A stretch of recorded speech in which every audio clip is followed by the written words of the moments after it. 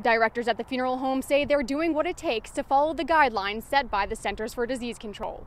Mike Nathy walks through rows of empty chairs and is reminded how quickly things can evolve. A month ago, it was business as usual. Again, we were meeting with the families, setting up services, setting up lunches, funeral lunches that they cannot have. And all of a sudden, one day, like everybody else, the world changed. Nathy spends his life planning for death. Bismarck Funeral Home. Inside Bismarck Funeral Home and Crematory. The surviving family members need that funeral service because they need to have that connection. They need to have that closure. When Steve Berg lost his wife of 31 years, Genevieve Berg, he turned to Nathy for his services. My wife, in a nutshell, was a people person, and she loved life. We had to have a funeral with only 10 people.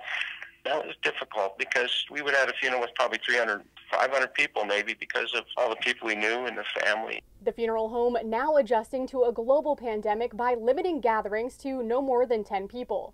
Directors say they're doing what they can for families and have started offering their funeral services online through their Facebook page so that every loved one can take part. The funeral home was great. They treated it just like a real funeral. They live streamed it, and many of the families throughout North Dakota and outside of North Dakota got to watch it, and that meant a lot to them.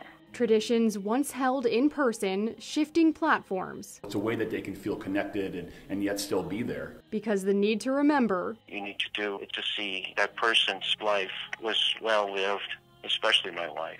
And the sentiments people share haven't changed. If your family would prefer a more intimate service, directors say they can provide a closed Facebook group live stream. In Bismarck, I'm Emmeline Ivy for your News Leader.